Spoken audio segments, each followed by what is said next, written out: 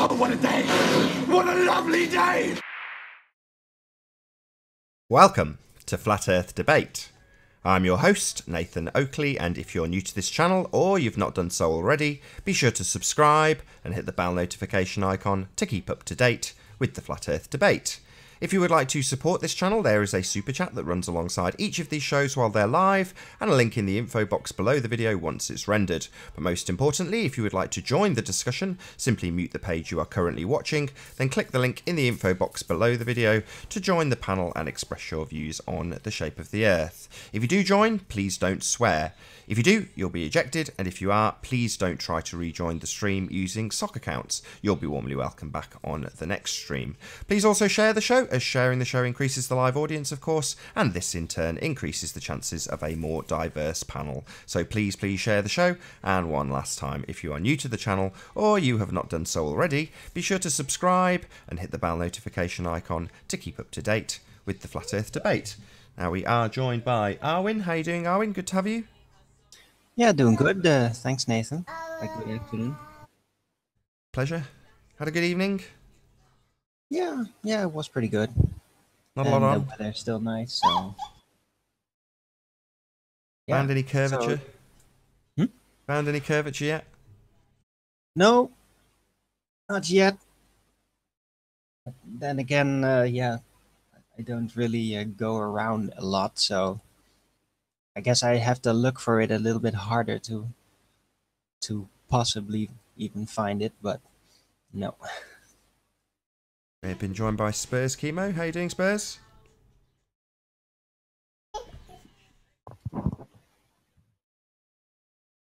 Oh. Hopefully he'll sort out his mic. Can't hear you. Oh, you don't hear me. There we go. Hear me now? Yeah, we hear you now. Good to have you, Spurs. Fantastic. You started already? Yeah, we're live now. Okay, good stuff. Where's Anthony? Where's Ranty? Oh, they haven't made an appearance yet. It's just us three. Right. Okay, great stuff. Hey Spurs, did you see my video? I put in... No, I haven't. You want a screenshot? No. Hey. Joined by Sleeping Warrior. Good to have you. Hola. Hola, I indeed. don't know when you're live. I always just join them like, oh, are you live yet? And it's like, yeah, we're live now. Be careful what you say. Kind of thing. Did you say hola because I've got a Spanish class later? Really? No, it's just a form of salutation. Oh, right. I know Okay. it's Spanish and I'm not Spanish, but it's better than saying, hi, I'm Sleeping Warrior and I'm boring. I take my kid to Spanish lessons on a Monday, which is why You want to sound the continental? show's at a weird time. Well, that reminds me, actually, I've come to a conclusion in terms of a set time that these shows will now run. So UK time, they will run at 2 PM, or they will be running at 2 PM. So typically, I'm going to start each show at 2 PM. However, on a Monday, I have a Spanish lesson, which is about 4 o'clock in the afternoon, so I have to get ready for that. So it'll probably start a little bit earlier, as it has done today. But it'll still be running at 2, so technically they're all running at 2. But that's what I've put in the info box on my About page for YouTube. I've put the various different time zones. I've put Australian and American on there as well, just so you can get an idea. If you don't know already what time the show will be running live, check out the About page on Nathan Oakley 1980 YouTube channel. Can I just give you a quick update of what's just happened with me this morning? Go ahead. For those of you that don't know, we got her mother died and we got the grant of probate through, and we were trying to get the money from her account into our account. And it took them like 6 weeks to do a 2-minute job. And in that 6 weeks, the funeral's been and gone. We've been paying for all the expenditure with regards to the funeral, etc. And we were waiting for the money back. And it took them 6 weeks. But when they paid us the money, they put one extra digit on the value of the money that we were supposed to get. And it was wrong. So they paid us a boatload more money than what they should have done. And obviously, they've been begging for it back. Now, it took them 6 weeks to do a 2-minute job. Guess how long it's going to take me to get them their money back?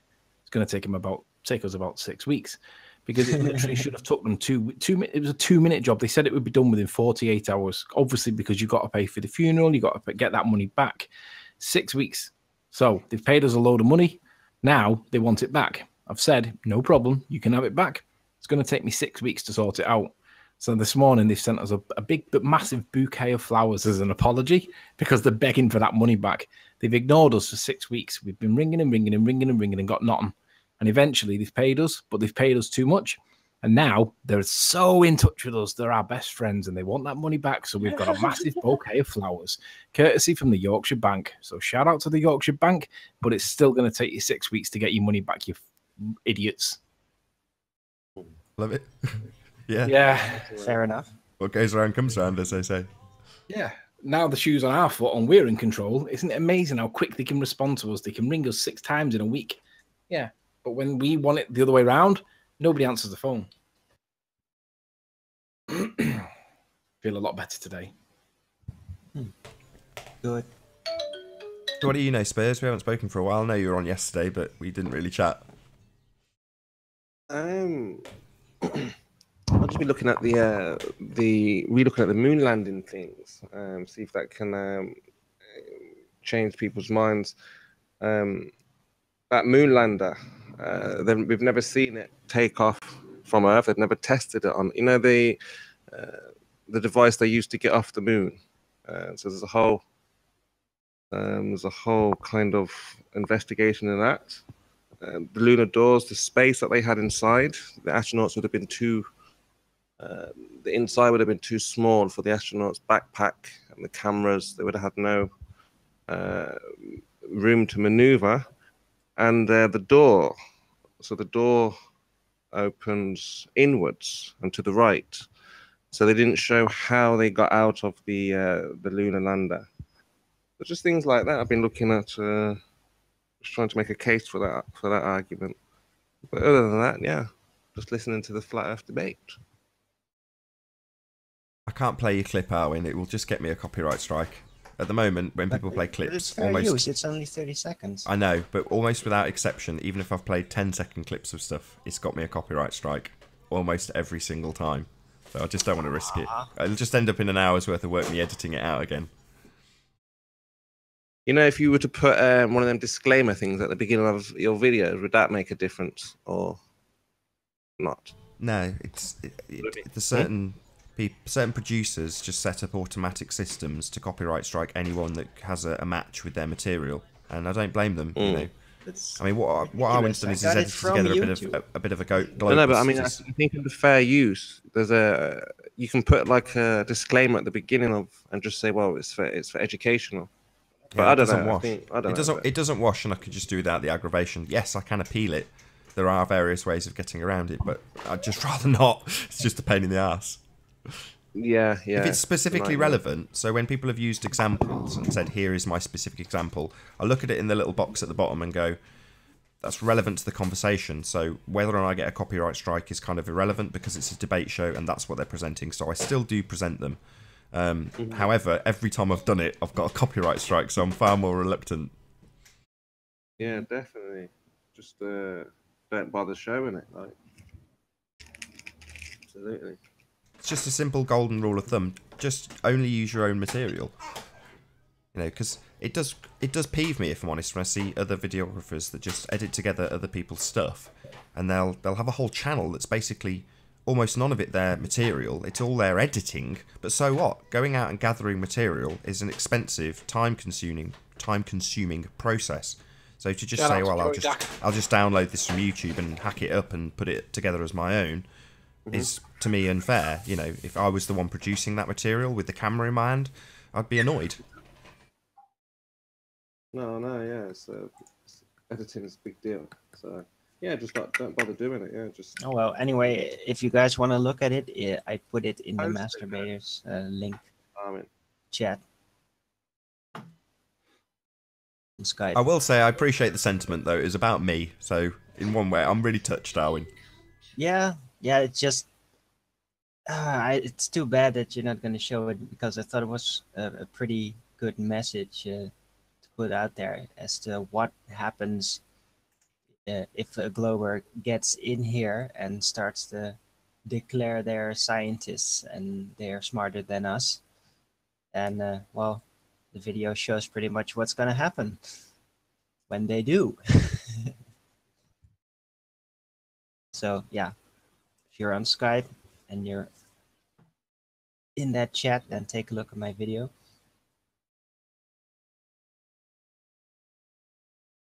I mean, we can't do any more than wait around for the ball Earth proof. If somebody thinks that they can obviously prove the shape of the Earth, it should be an easy thing to do. Take 5 minutes, 10 minutes, demonstrate. Becoming a problem for the ball Earth. Trying to prove it, science. So, flat Earth just seems to be at a level now. But yeah, there's nothing more you can do apart from just wait for the discussion to happen. Where if they think they can prove it, we welcome it. You don't think that's unreasonable? That's an unreasonable standard to have, though, on account of the fact that they've had 2,000 years to prove it, and they already accept it anyway. So surely there's dozens of proofs that have been verified and done dozens of times that could just be presented to us, and yet every single time it's you can do this going forward. Yeah, but I think they think we're missing something. We're not getting something. That I'm still trying to find out what that is. They're saying that we just don't understand, or we need to have something to know it. We still haven't established what that actually is. They say go and look at this, go and do this, but it still hasn't changed opinion. So I'm still curious to know what it is they think that we're not actually seeing. I mean, we've explained the horizon. Things at the horizon cannot be clear. You can't make them out. You'd be in dispute, so you have to throw that out. Gravity, just an idea, hasn't been proven. So if we're missing something, I would like to know what it is. Yeah.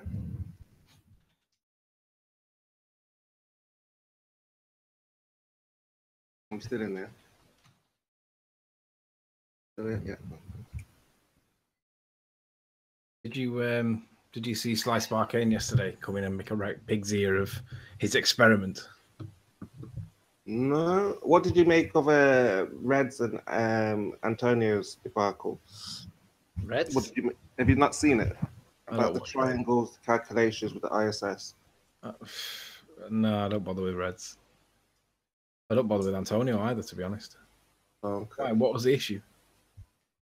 Well, I don't know. Antonio was just saying that he didn't triangulate it right, and Reds are saying that he triangulated it correctly, and they didn't make the correct right angles when they were measuring it, and so on.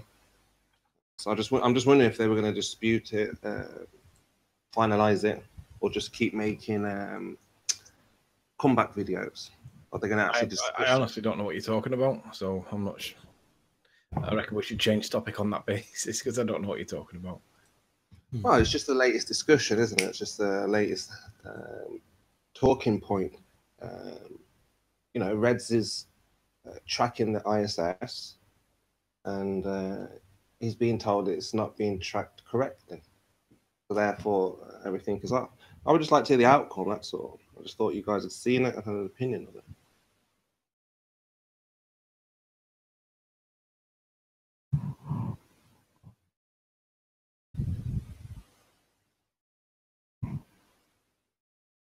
Hey, by the way, I was watching Globebusters yesterday. It was pretty good. I liked the subject.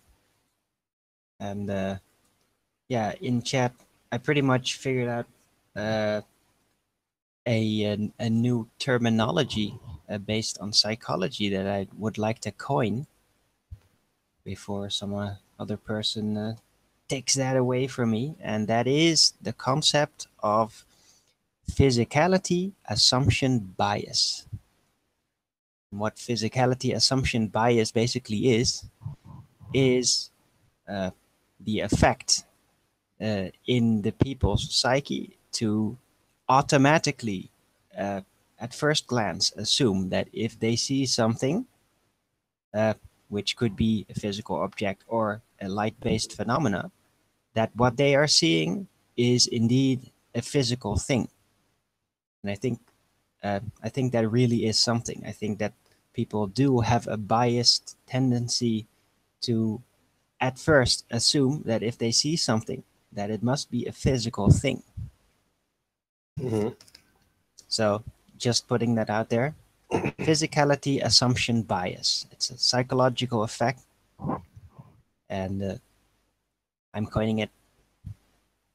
Of course, when you have the more intelligent ballers, that works in contradiction with itself, and they have cognitive bias added to the mix. And then you have people like Nick L, who sees things that are not really there. Mm-hmm. But it applies on more than just the heavenly bodies, which I will obviously use it for, but it will also apply to, well, hologram technology.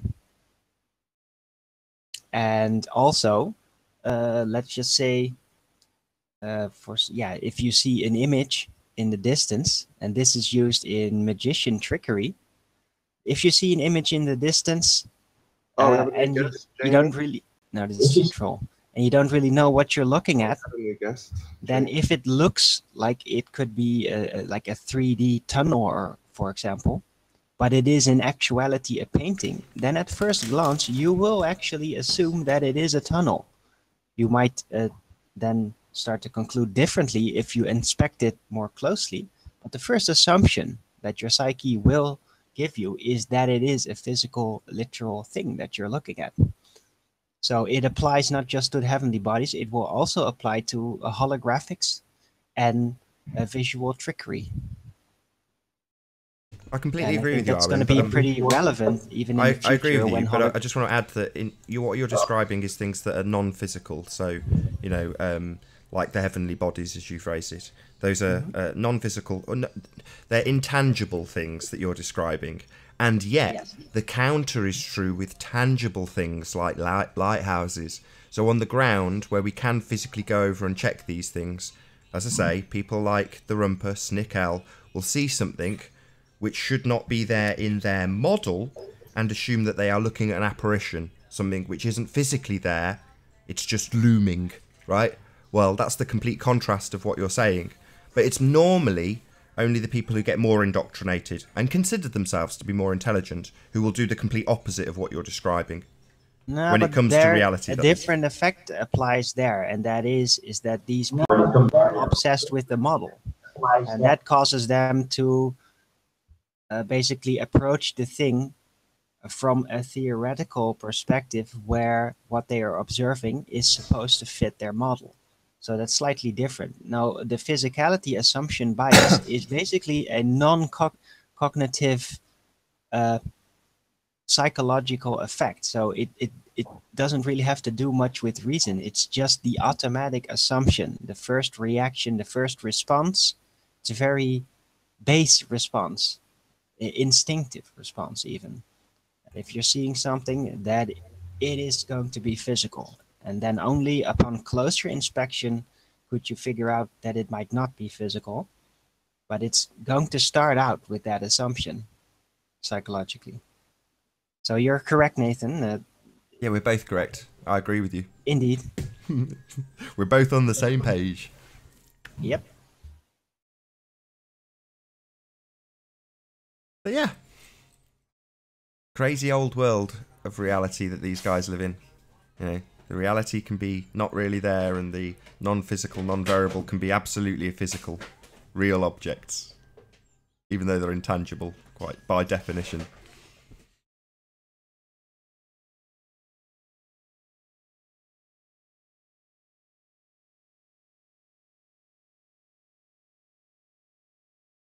Oh wow, that was a fast sniper. Looks like we're getting a new hangout.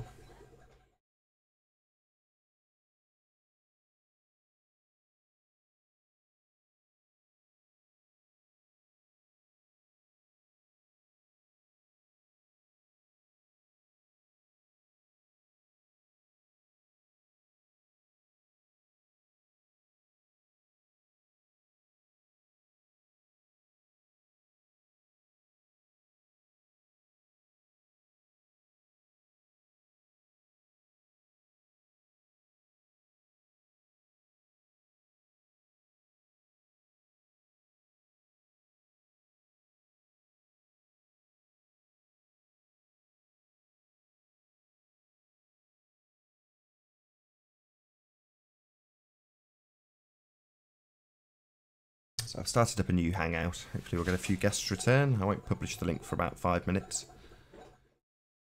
as all we seem to have at the moment is trolley snipers. Yeah, I've put it in Skype for those who want to rejoin. Hopefully Chemo,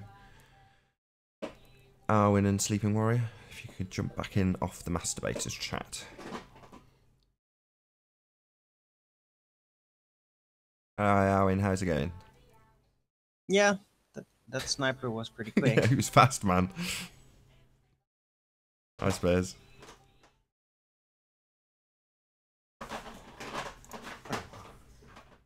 I was in mid-sentence then, I think.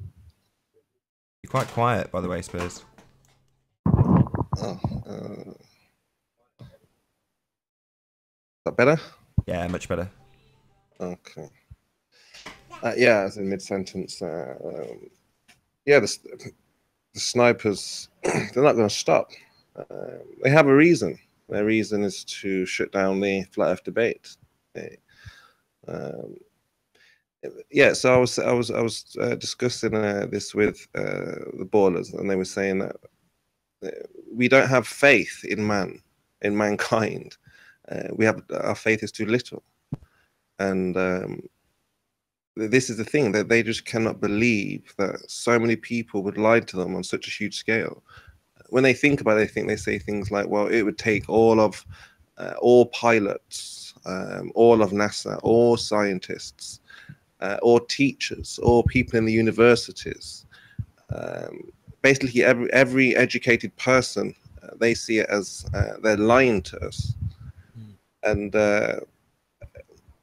I've kind of answered it like, well, it's not a case of how could they lie? How could they be so smart, intelligent to do this? It takes a dumbing down of a population. You need a dumb population. If the population are not thinking, you could tell them any shape. You could tell them they live anywhere, and give them the math, the science to support it. So that's what they need to recognize. It's not that they're so, well, yeah, it is a clever plan, but it's not that they're so clever. It's more that the people, they've been dumbed down. I saw on YouTube a video where they were asking Americans, when did America become independent? When was the Civil War? Who won the Civil War? Things like this. And, they couldn't answer. They were asking who is the vice president of America and so on. They were like, I don't know, I'm not sure. Then they asked something like, who is Brad Pitt married to? They were like Angelina Jolie or something. They were like, who was he married to before? And they were like, oh, Jennifer Aniston. So that's the kind of thing that we're dealing with here, is that people don't know their history. They don't know what's going on. Television, they watch television. They could tell you all the stars. So it's not about how would they do this lie. They simply do this lie by indoctrinating, by replacing your natural thinking thoughts with, what they want you to think. Well, they try to insert a culture and make it popular, and that culture that they inject to make popular, to popularize, they make it as vapid as possible, so that people start to obsess over things that nobody really learns anything from, that are just hollow popular concepts. And by the way, I have to disagree with you that we do not have faith in mankind. I definitely do have faith in mankind, and I have faith in the individual.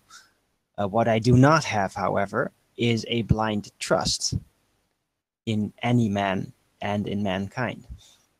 But I do have faith that man can be better, and that a person can grow and can overcome obstacles of any kind.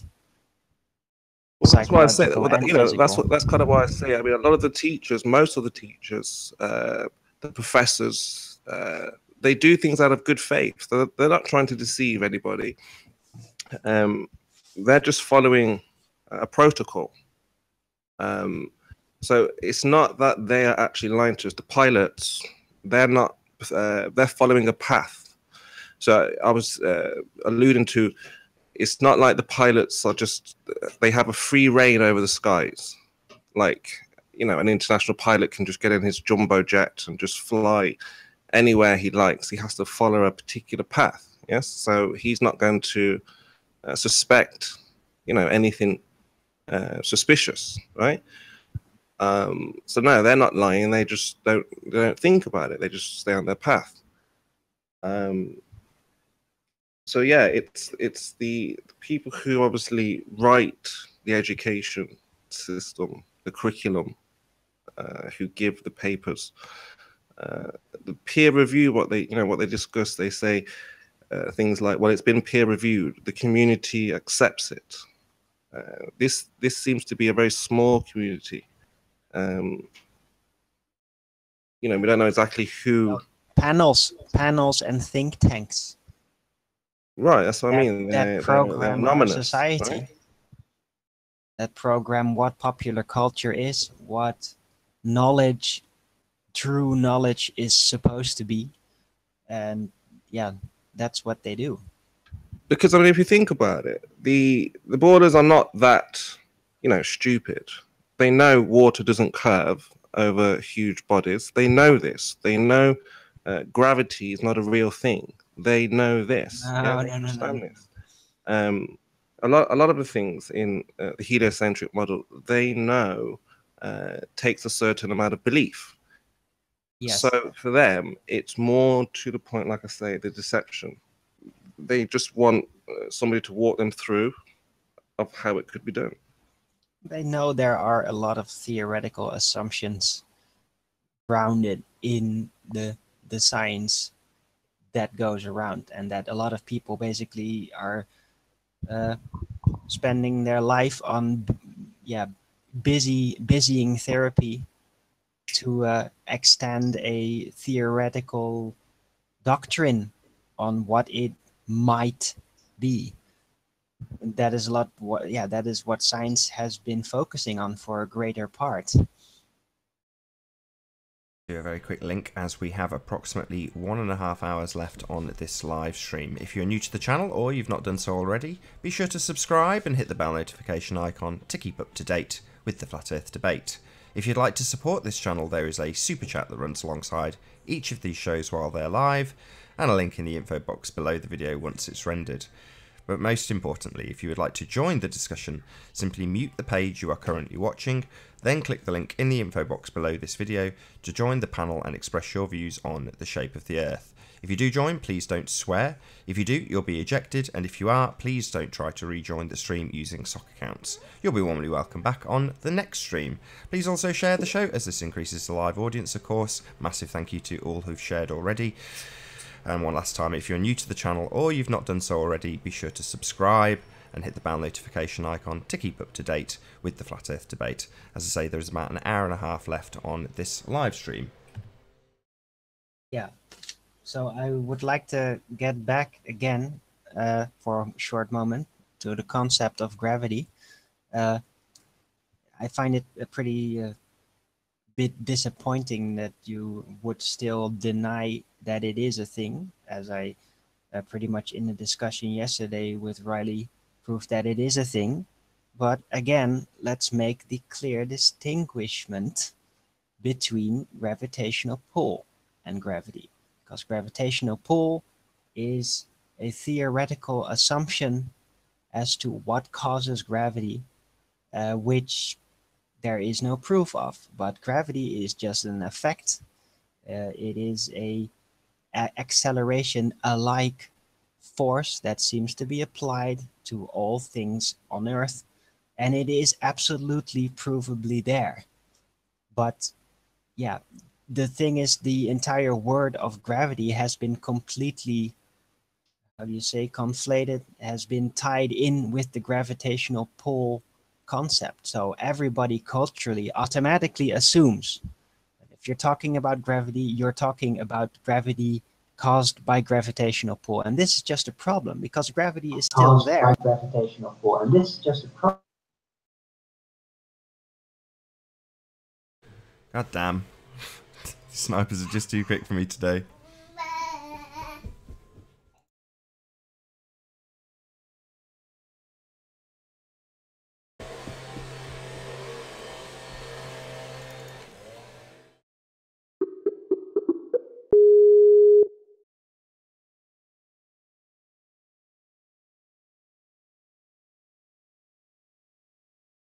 Hi, Spares.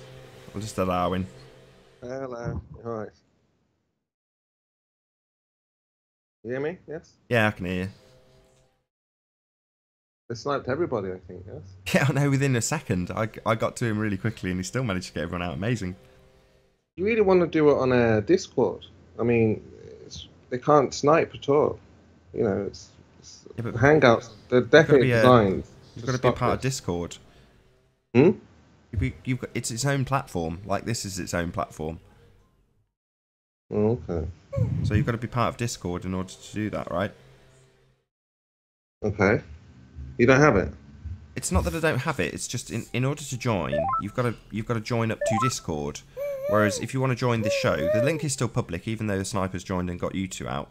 A member of the public can still click that link and just join, as long as they've got a YouTube account. Which, let's be honest, most people are watching on YouTube. And if they're just watching and they've got absolutely no intention of participating in anything on YouTube, they don't have a YouTube account. So therefore they're not going to want to join. But the people who do have a YouTube account and leave comments, they're the people who may well join, and they can just join by clicking the link in the info box. If I start using Discord, they've got to jump through several hoops just to join the show.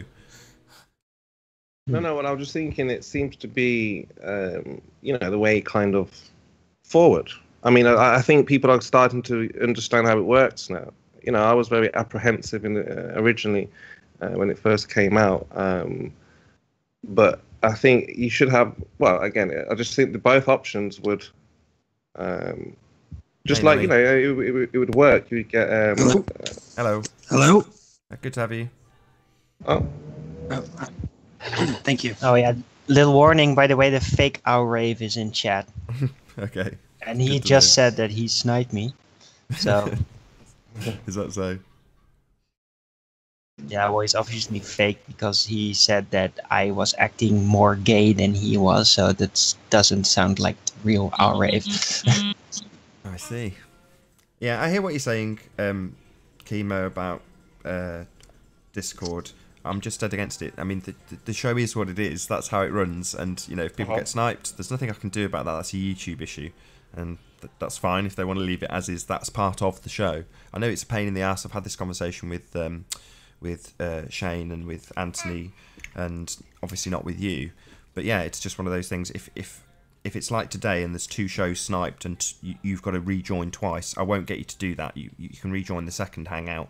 And then if you get sniped again, it's unreasonable to keep getting you rejoining. So I just bring you back in on Skype. I mean, I don't have Nummy on Skype. Hopefully I'll get him on Skype soon, and then same principle will apply. If he gets sniped, hopefully he'll join the next one. But I wouldn't not understand if he was like, sod this. I can see that you're just reluctant to get it. You're just like, no, I'm not going to use it. I've got it. I've got Discord. I've got Discord and I use Discord. I don't like it, but I do use it and have got it. I just don't want to use it on this platform, because then it's like adding another platform to an existing platform that has all of the facilities to do exactly what I want. It has a fundamental flaw, and presumably Google don't want to change it, otherwise they would have done it. It's been the same since I've been broadcasting.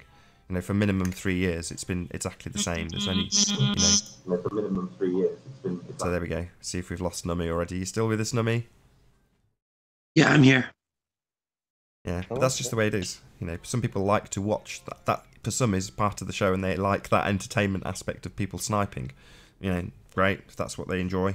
Sad, but fine. Whatever tickles your fancy.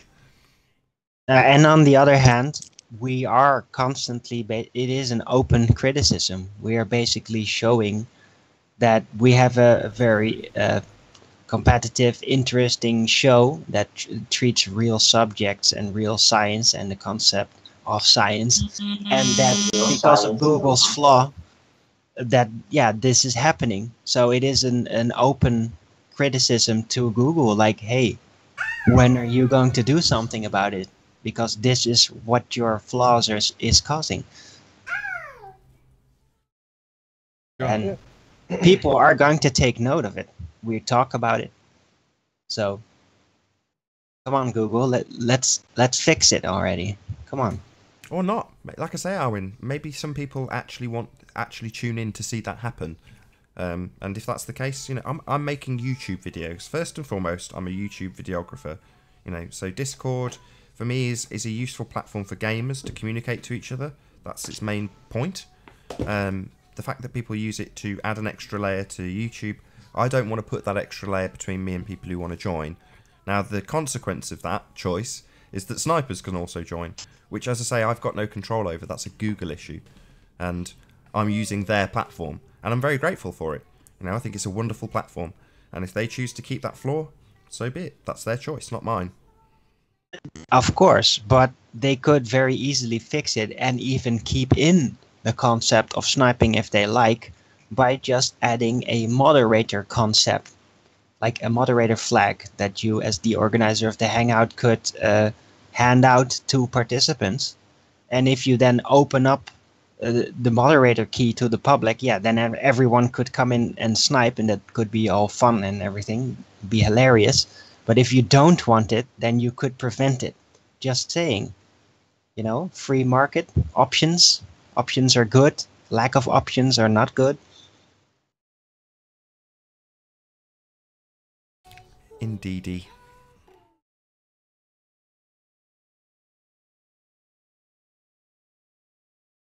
Yeah, you guys are now, you know, on Skype. The conversation continues. The show will go on. If it's 2 hours of very quiet conversation and very slow because snipers have joined, then, you know, I can't control the audience. So, you know, that's down to the people in the audience, you know, chuck tomatoes at the audience. Well, I mean, I just think it's kind of, how to say, so the people who want to join, you know, they're going to be put off because they're going to think, well, I can't, you know, last more than 5 minutes without being sniped. You see, and not everybody can be added on Skype, whereas, you know, a different platform, you could get everybody. I don't think Google want to fix this. This has been a problem for years now, and you know, they just allow it to happen.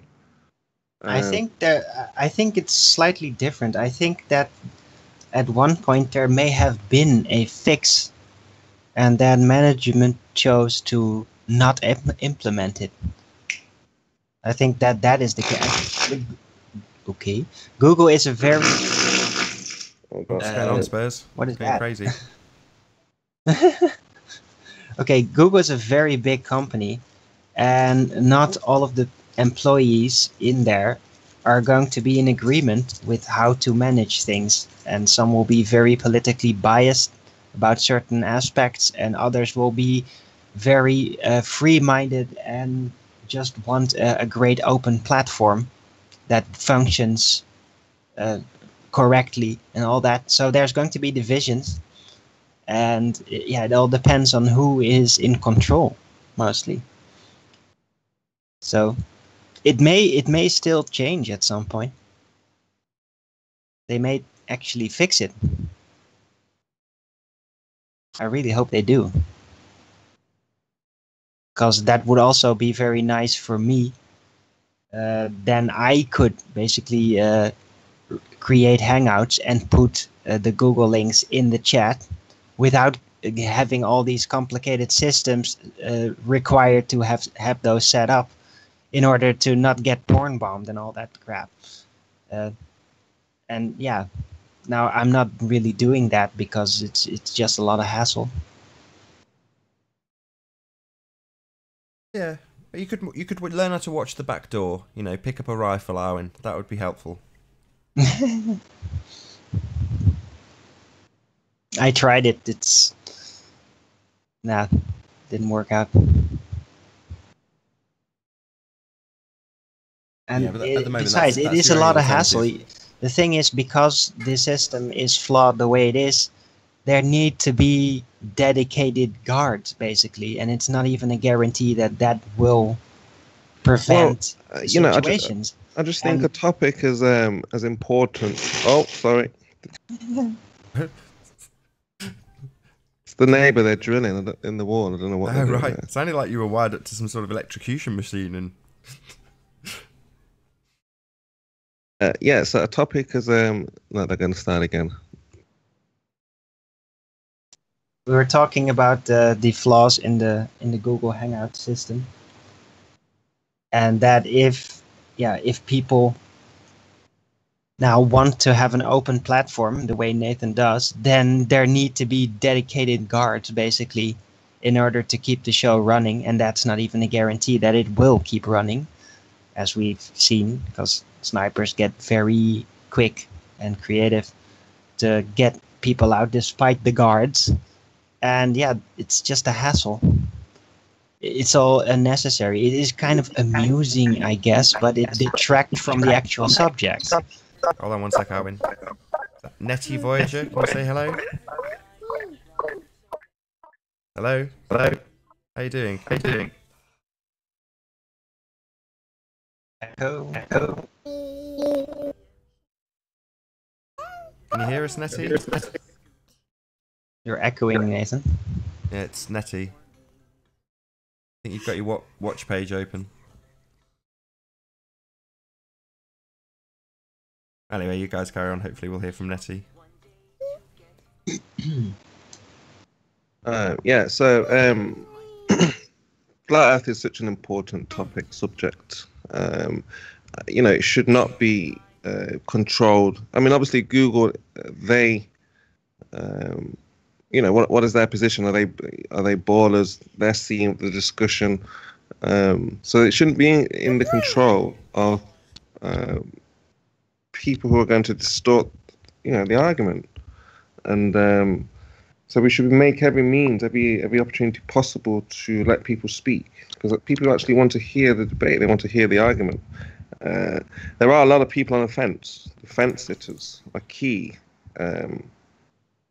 They think authority will tell them, if the flat Earth is correct or incorrect. So that's why I always think the debate is important. So this sniping thing, they're just going to control the discussion this way. On the contrary, we're having a conversation right now, and there's the hangout is still public. People can still join. It makes no difference. We're still having a conversation. So yeah, but it's not as open. But it's not as open as it could have been, because you also openly say you would like to get in some new people, but this way, because of the snipers, people are basically being forced to really get closer eventually, or they'll just get sniped. Nobody even knows who they are. We don't really trust their accounts because we don't recognize them, so they're more likely to get kicked before they can even say something, even if they aren't trolls. And this is just a problem, because only people that are really like, oh yeah, I am going to now get involved in this, and that means that I will eventually get on Skype just to really, really get through. And it's only going to be those people that we eventually end up with. And it's just a missed opportunity for the people that are a little bit more shy. And that's... And if we remember the debates of the past, we had there were full panels before people knew what sniping was, but it was before it was a thing, before people it was just one or two people. It's always been a thing. It's always been Sorry? a thing. No, it's always been a thing, but not as popular as as it is now. It seems like everyone's grandmother and their cat knows how to... Oh, sorry. But as I say, there is a way around it. You can also snipe. So, that's one of the things you can do. And when there are people who are willing to do that on the panel, yeah, it's a battleground to keep the open section of the hangout as open as possible. Because people want to fight with us, quite literally. And sniping isn't literal. You're not shooting anybody. So, that's the way around it. But, no offense to you, Arwin, but you're kind of unwilling to do that. So, you're now moaning about how non-public the panel is, but yesterday there was plenty of people in there because there was people willing to snipe out the trolls. Sorry, I'm just a digital pacifist. Fair enough. But No, the thing is, I'm just not good at it. You can't moan about it and then say, "Well, I'm a pacifist." It's like, okay, No. well, don't moan about it then. That's how the show is. It's not been any different in 198 shows. That they've all been like this.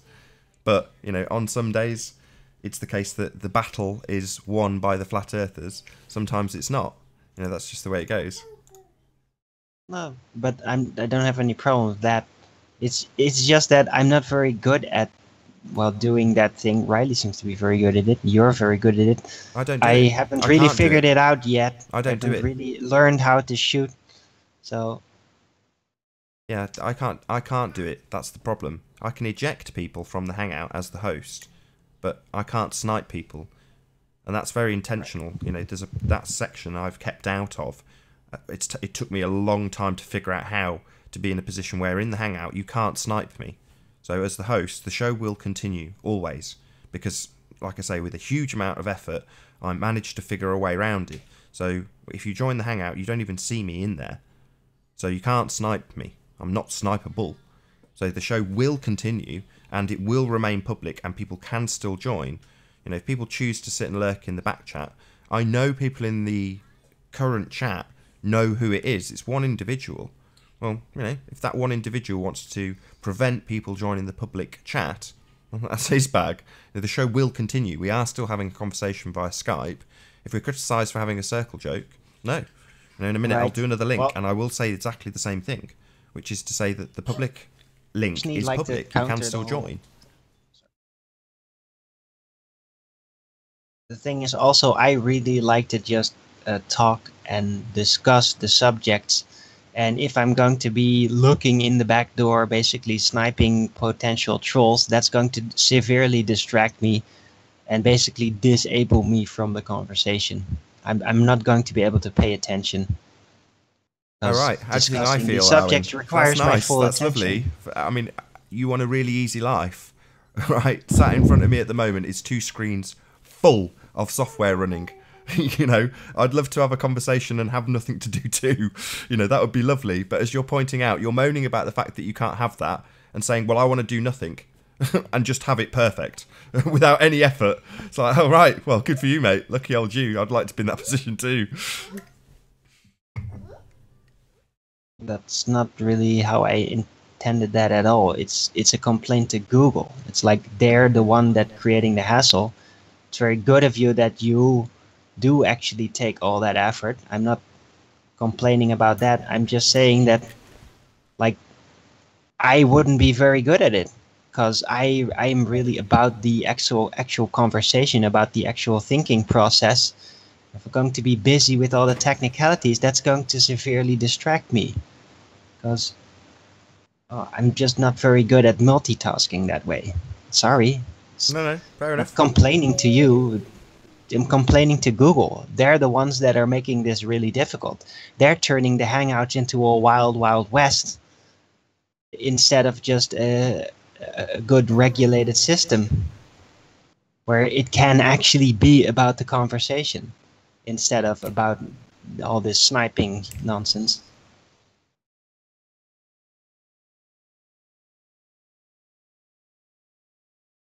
Anyway, can we get back onto Flat Earth? We are on Flat Earth. Everybody is. That's true. That's true. Very well said. We are all indeed on Flat Earth. Except if you're in an airplane. Sorry again? Unless you're in... if you're in an airplane, then you are not on the Earth. You're hovering over it. We still got Spurs with this? Or is he like... I don't know. Having his house destroyed by drills? They're still drilling away, unfortunately. Every time I go to mute, well, they've stopped now, but yeah, they're must be building something. So the last time I was chatting to you, I was asking you about what you felt about what's going on there. It's just Chris constantly joining to snipe people who aren't even in the hangout. Amazing.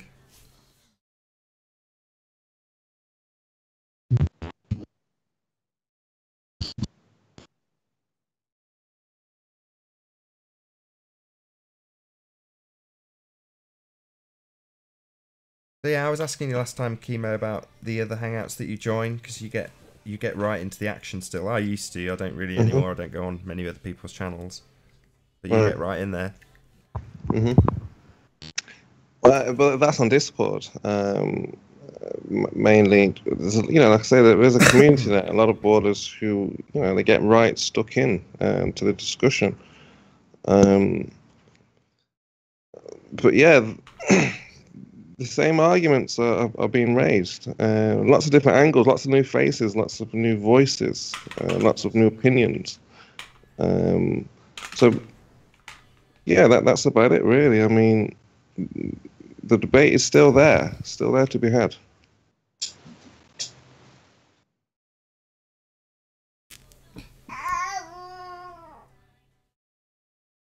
Now it's just a little bit more like a fringe, wild west type of conversation. It kind of does remind me of the early West, where people would basically flee to America to get underneath from the empire, which was very dictatorial about information and about religion, to basically get over in America to have their new free ideas and new philosophies and discuss among one another. And when disagreeing, then shootouts happen and all that crap. So it does have its charm, let's just say it like that. But if we actually want to just progress, if we want actual real progress, then all this sniping, all this flaws in the system, it's gonna just slow it down. That's all. So, and Chris, that's probably why they're not fixing it. Hello? hey, just Nami, to how you slow it doing? down. Good to have you.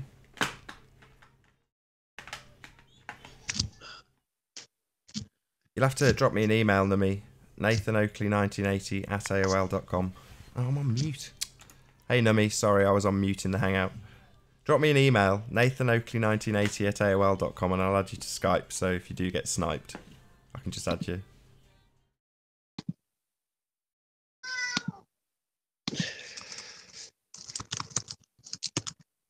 Has Nami already gone? Has he already been sniped? Let's see.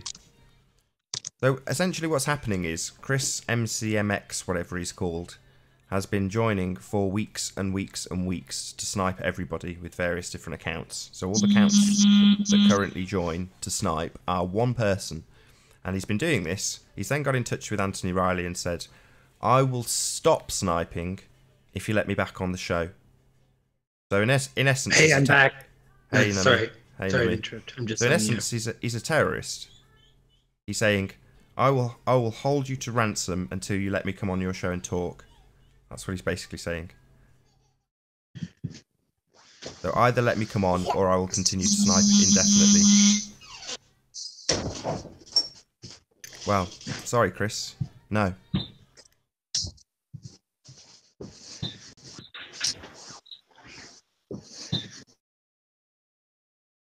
So, because I'm saying no, he doesn't like it. He's throwing his dummy out the pram, having a little tantrum, and joining and saying, I will end this show by sniping everybody, which is the reason he's not welcome here in the first place. So he thinks by continually doing it, it's going to suddenly mean I'm going to welcome him back with open arms. It's like, you're an idiot.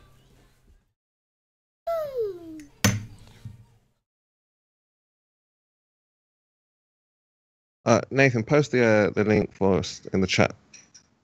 Or is it? I don't see it. In the chat? No, here in Skype. No Just the link for the hang. worries. I'll post it.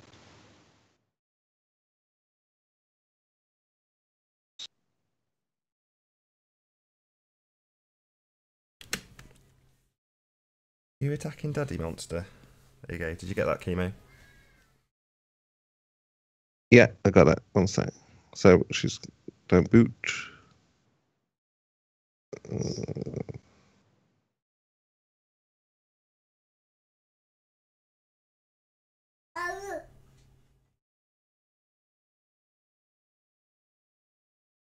So yeah, blame Chris. I win. Okay, so yeah, she's on her way. Who is it you're trying to add? Debbie. Is she on Skype? No, she's gonna come in the Hangouts. Yeah, but you can just add it to the call. No, she's not. She's gonna come to the Hangouts. Okay. Oh, there's the dread again. Is the Hangout open? Yeah. Yeah, the Hangout's open. Chris will probably snipe her immediately because he's not very happy. Not very happy. Chris at not don't being allowed to snipe her speak. if she comes in. He's going to anyway. He's like I say, he's a little baby.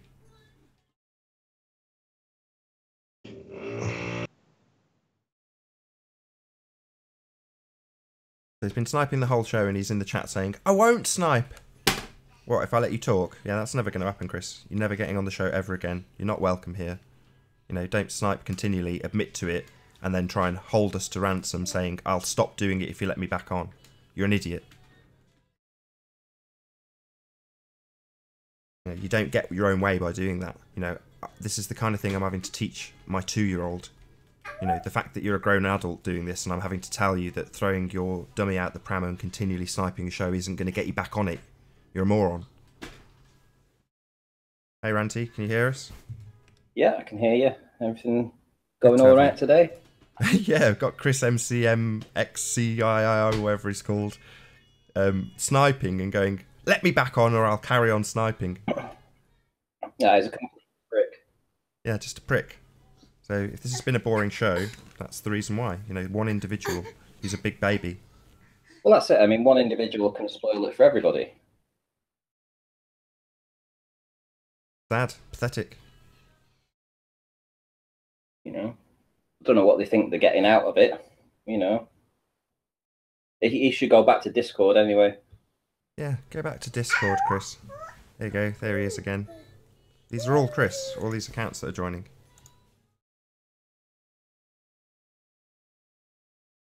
Probably managed to snipe Ranty out. We'll see. Yeah, well, if I get sniped out, I'll bring me back in Skype. It's not going to be too much of an issue, is it? Exactly. It doesn't stop the show running, which is what he wants to achieve, and the reason he's not welcome. But he's got a contradiction going on in his own cognition. So he's saying, I want to end the show, but let me back on and talk. Yeah, but why? When he's with what he's threatened to do and what he has been doing, he's not exactly adhering himself to people around here, is he? Yeah, just making the show boring for everyone else. Just accept it, Chris. You know, behaving like a toddler isn't going to get you back on the show. Are you breaking up? I can't hear you very well. Yeah, his attitude is, if I can't join, no one will. Pathetic.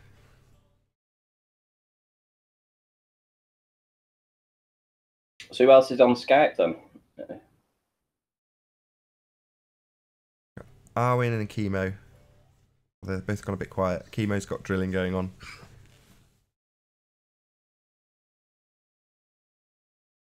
So while it is very, very quiet, as they're not going to say hello to you, Ranty, I think I'll do another quick link. So I hope you're enjoying this rather slow debate today. If you're new to the channel, be sure to subscribe and hit the bell notification icon to keep up to date with the Flat Earth debate. If you would like to support this channel, there is a super chat that runs alongside each of these shows while they're live, and a link in the info box below the video once it's rendered. Most importantly, if you'd like to join the panel, simply mute the page you are currently watching, then click the link in the info box below the video to join the discussion and express your views on the shape of the Earth. If you do join, please don't swear. If you do, you'll be ejected, and if you are, please don't try to rejoin the stream using sock accounts. You'll be warmly welcome back on the next stream. Please also share the show, as this increases the live audience, of course, and that in turn increases the chances of a more diverse panel. So please share the show. And one last time, if you're new to the channel, or you've not done so already, be sure to subscribe and hit the bell notification icon to keep up to date with the Flat Earth debate.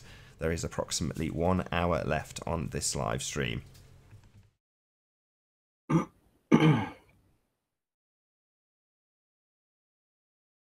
You attract all the nicest people in your chat, Nathan. The nicest people? What? Did you say I'm back to having the nicest people in the chat?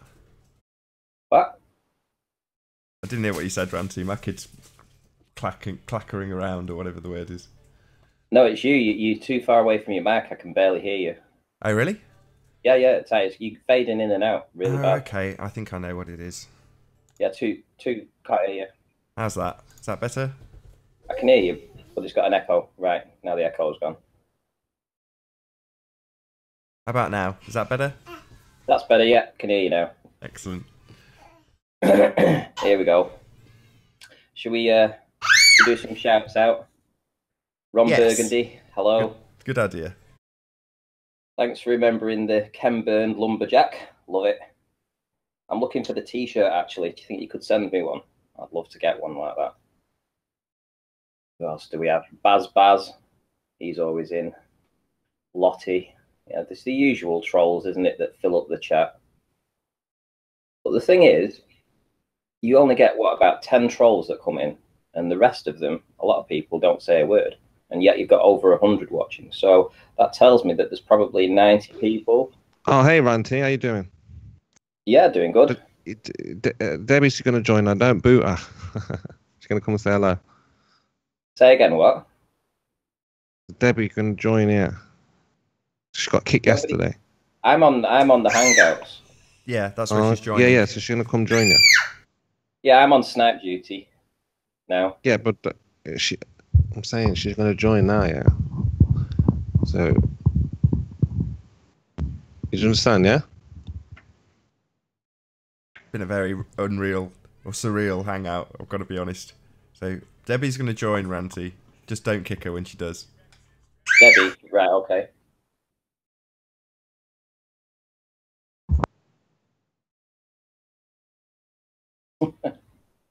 Do we have a channel for Debbie? What's the channel name?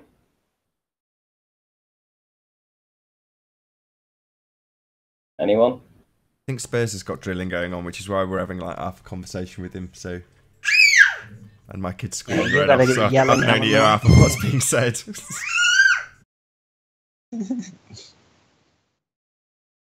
Oh, you got a shout out from Globebusters yesterday, Bob.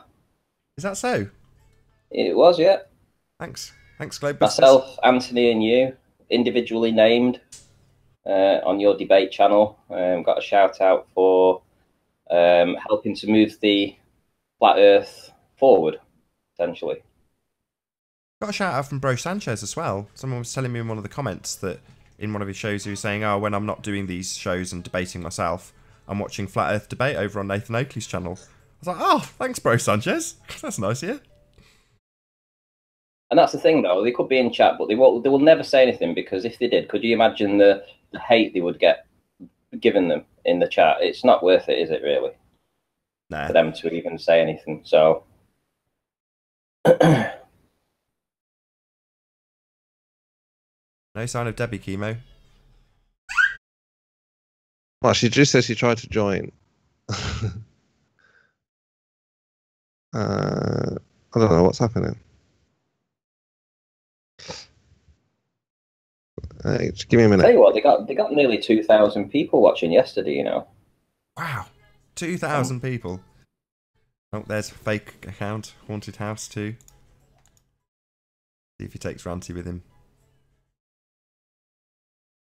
Said that was a fake Debbie. That was Haunted House too.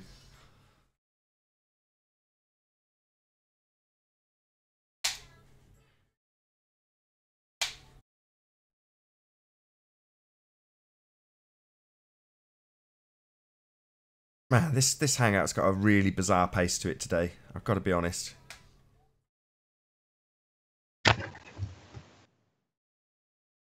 Well, the debate's pretty much dead, isn't it? Let's face it. You know, I mean, there is no debate really. I mean, we've got things to take to the table, and the Bulls have nothing to bring to the table. So it's not really a debate, is it?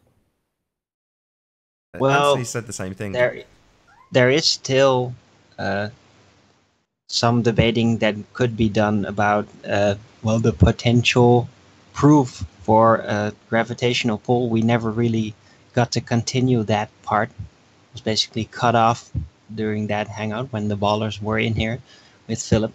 So I think that could still be debated. I'm still curious as to what they could bring to the table as so-called proof for gravitational pull.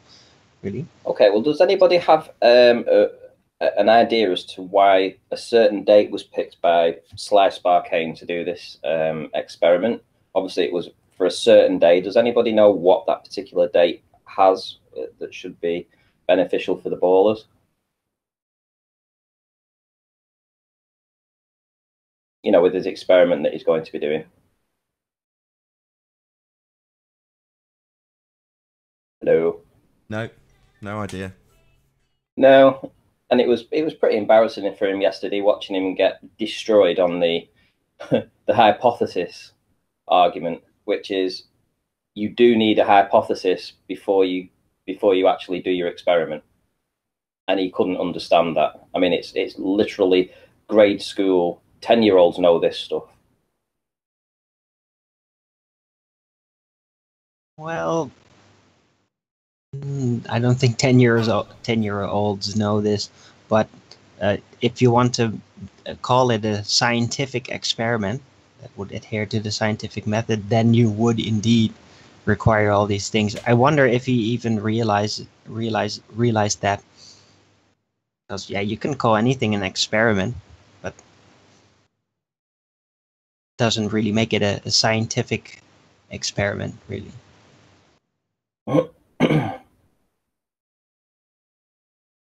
I wonder what was he going to experiment about. I never caught that part. I think it's sun tracking. It's something to do with there's a reason why he wanted it on a certain date, and there's a reason why he wants certain locations to be covered, basically. But it's like they were saying, he's doing it on the azimuth, so it's essentially on a ball anyway, so it's not going to achieve anything. Yeah, it was sun tracking indeed. He wanted to know the sun locations in relation to landmarks and all of that with specific times. Yeah. Still don't see how that's going to prove the shape of the Earth, though. Okay, so she's just having trouble with the link. She's just trying. I've sent the link in the description is the main link. Yes. Yeah. Yeah. So she's just trying that again. I think that's how you got in, isn't it, Ratty? Yes, it is. Yeah. Yeah, I got in with that link.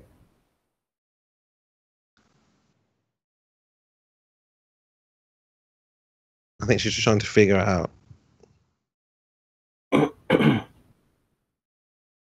Check 1 2. Check 1 Hey, 2. sir. Hi, sir. Welcome. Yeah. What's up, gentlemen? Hi, Debbie. There we go. Okay, there we go. Hey, Is she real Debbie? Hello. Good to have you.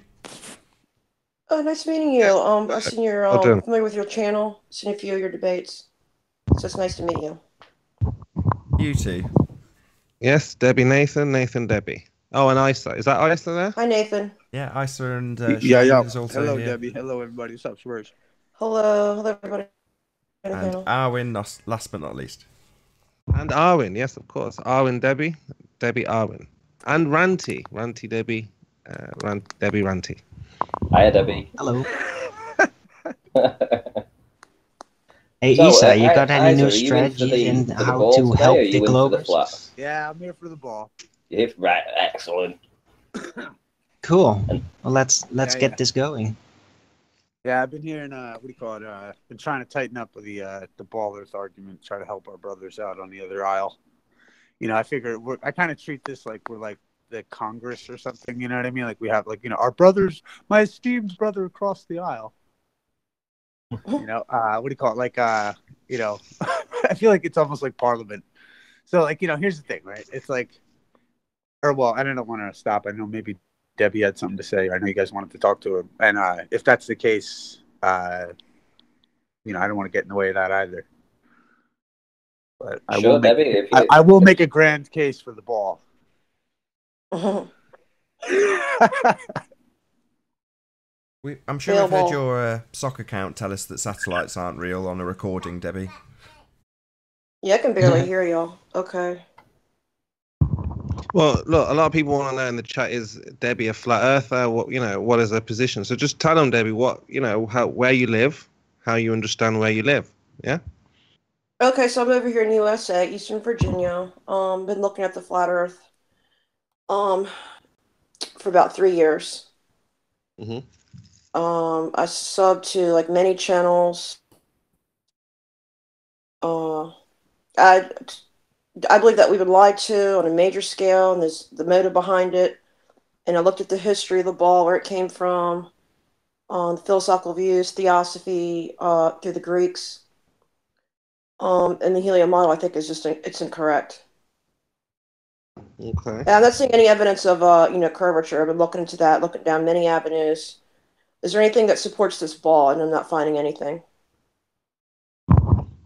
Well, I mean, we got Isis here. He can tell you or explain to you at least give you the arguments for the heliocentric model. So I don't know if you've met Isa. Yeah. Have you spoke? Yeah. Yeah, I've heard the Isa, name. Isa, this is a good chance, no? Hey, for you to exercise. Yeah. It's just the come other back side to of the the ball, ball, right? Debbie. It feels so good to just be spinning again. No, it's a whimsical world. No, it's not reality. Well, isn't that just I'm evidence? I'm looking at what the ancients taught. They taught for thousands of years, and then until the Greeks, the tables sort of turned, and so was focused on the Greeks and what their worldviews. I think it's incorrect. I think that there was like some of the myths back then. I think they've been debunked. They taught us in school that was falling off the ends. That the flat Earth was silly, and we didn't have a chance to look into it. And now that I've looked into it for 3 years, I'm seeing more evidence that we live on a flat Earth. It's non-rotating. Right, but do you understand how people came to the conclusion of the idea that there would be a ball Earth? This would be a Greek notion. I mean, well, no, it's actually well, historically, it's just a scientific notion. It's not a nationalistic notion. But you're correct, though. There were early Greek philosophers that did believe the Earth had to be a ball based on. Somebody has an echo. Well, it started out with philosophy, basically, and the Greeks are known to be very open-minded, experimental philosophers. They were also superstitious. They had their deity was Zeus. Right. What I'm talking about, though, is the deduction. Like, I have no problem with the idea of the historicity. Like, for instance, like the Babylonians, who were flat earthers. Check 1, 2. I think Ranty, I'm getting an echo from, but I saw like from me. The Babylonians, they mapped the zodiac, and they were flat earthers. Oh, it's Oakley. That's where it's coming from. Oh, they were very smart at their time. Yeah, well, no, that they deduced over time the understanding of from what they went to like flat to round, to this idea of round based on the optical perception of boats appearing to go over a particular horizon. And what we've discovered is that, like, for instance, a lot of flat earthers are under the impression that the way to measure the distance, the curvature or something like this, is based on 8 inches per mile squared. And the idea is that there is an alternative way. Have you heard I'm sure maybe if you're familiar with the argument that that's not the correct way to measure the curvature. The correct way would be to recognize that 1 degree in arc of curvature would be 69 miles. Have you heard that before? Yeah, I've heard all the arguments. So I'm saying if you're believing that the boat is going over a curve, I have to see evidence of that curve. What is it now? Forgive me. That's my understanding of it, is that you're not going to see it from the ground. You have to go further up in altitude. So I'm looking at all the evidence. It's undeniable to me that there's it's a flat horizon. It meets eye level. The only curve that I'm seeing is balloon footage with fisheye lens, camera distortions and whatnot. So I'm like, at what point am I going to be able to see this curve? Any kind of curvature to the horizon, or in all directions. The Earth, you claim, is a ball, so there should be some symmetry in all sides, and I'm not seeing any curvature in either direction. 360 view. We'll check it out, though. So what type of evidence? I'm just saying, what do you have that shows this curve, this alleged curve? Well, my point is I would like to take it a step beyond that. Oakley, we're getting killed by your echo somehow. I'd like to take it a step beyond that, and it is seems to be some apparent curve. We've got looming shadow. Oh, this audio is. Wow. Is that you, Ranty, or is that a fake Ranty? No, it's me. Oh, okay. I did. I didn't hear anything. With Chrome. Any Alrighty. proof Check that 1, that 2. apparent Okay, so curve is what we're actually dealing physical? with is the idea that there is obstruction. And the idea is, now granted, we're both using an optical, what I've titled, what's called an optical phenomena, which is we're watching this particular, what appears to be a flat horizon to us. But here's the hypothesis I've kind of been working on in this sense is that historically what we've done is try to recognize that we share a uniform science throughout the universe. And that being said, our observations as we moved beyond the Babylonians, the bologna sandwiches, what do you call it? After we got through that, we went to recognize that observing the universe around us leads us that if we do share a common physics, Nathan. Well, if you want to get into the physics, let's just deal with the water itself. So, well, no, my point is that the congruity is no. Let's go to the physics of water and how it behaves on. You see the water out there. I'm not seeing any evidence of it curving in any shape or form. Well, have you seen like meniscus, like water tension and stuff? Yeah, I tried to do some experiments trying to curve water, put it in a bottle, push it up from the bottom. It goes to one side to the other. Well, what's interesting is actually water has the effect of having a concave meniscus. So if water has the effect of having a concave, if I'm not mistaken, or is it a convex? Yeah, you are mistaken. That's actually surface tension that causes that effect. And right, if but that's because the body of water is larger, then that surface tension decreases in its power. Right, but it would be. It's more to do with. Let me see here. The audio is terrible here. Conversely, I'm reading from a page. I've been looking into this meniscus stuff, and the idea is that a convex meniscus occurs when particles in the liquid have a stronger attraction. Yeah, but that's surface tension. It's a separate effect. If you scale it up, then the surface tension effect decreases in relation. So in the minuscule, a water droplet will automatically shape itself into a sphere-like shape, but that's because of the surface tension. If you scale that up, the amount, then that no longer applies. And it actually levels out into a flat surface, measurably flat.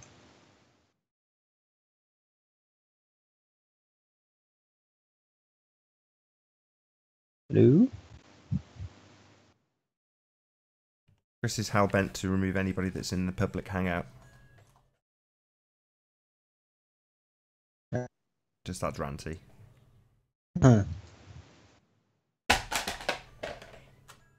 Yeah, let's just make a little mention here.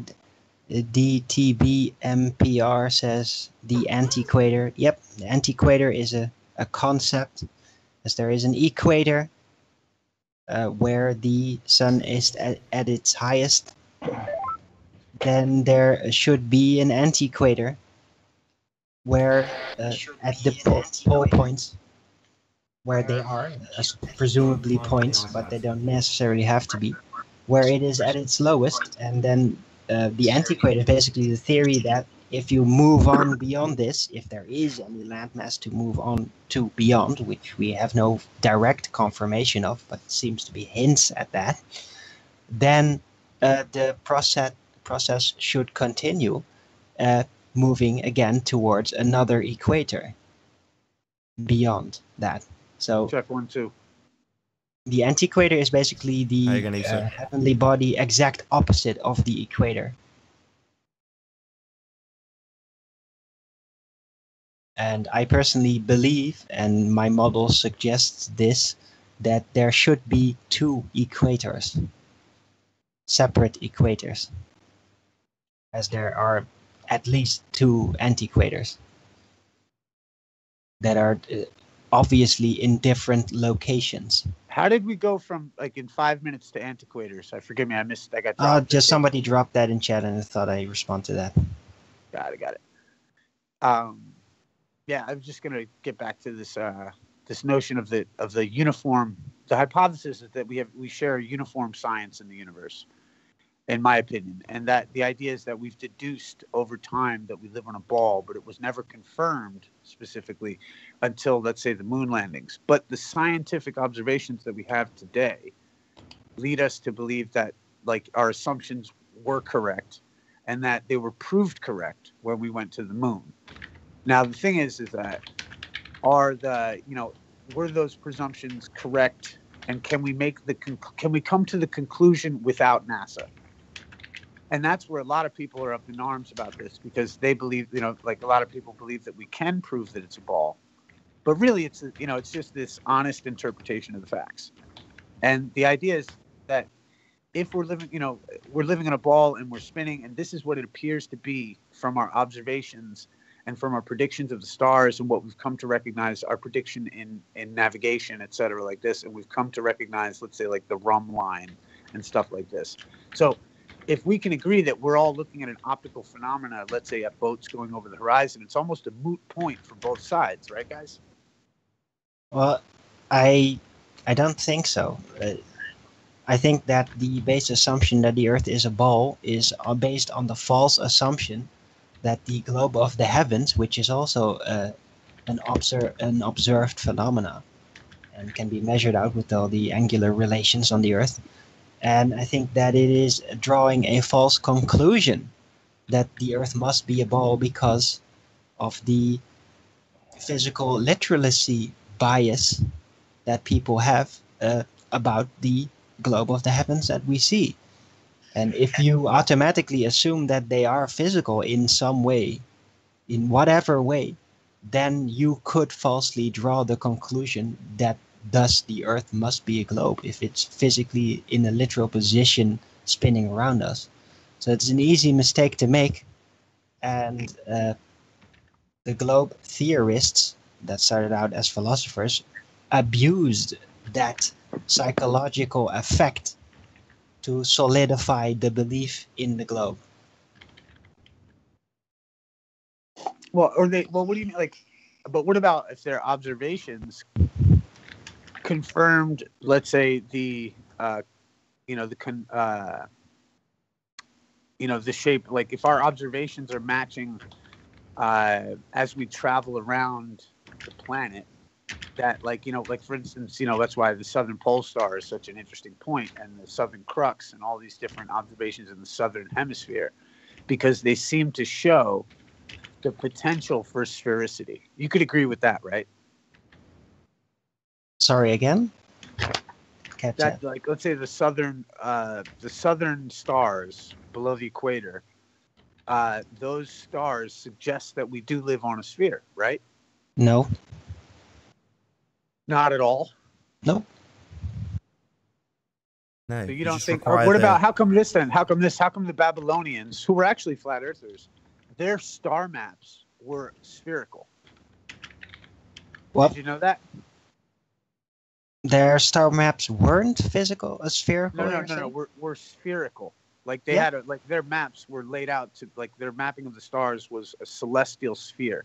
Yeah. I think we get that idea from Babylonians who were themselves flat earthers. If that is completely originally true and unedited, then yes. But hey, in my model, my flat Earth model, there is such a thing as the globe of the heavens. But it is because of physicality, literalism bias, that we then assume that because the globe of the heavens is indeed a spinning globe surrounding us, that the Earth must then also be a globe. Well, that's the point, is that we're sharing a uniform. The hypothesis is that we share a uniform physics, a uniform science throughout the universe. And that's the thing, is that, like, if we do, this is where we have come to the conclusion that we may live on a ball before NASA, right? You know, Yeah, the idea that but there is no confirmation that the things that we see at the edge of vision, that globe of the heavens, is indeed physical. There's actually but check this out. confirmation that it's not Right, but where would through high altitude observations. Right, but if let's say we can't perceive the sphericity of the Earth at the altitudes that we can get our balloons at, then is that really a proof of flat Earth? Because I'm willing to say that the whole boat. No, it's not.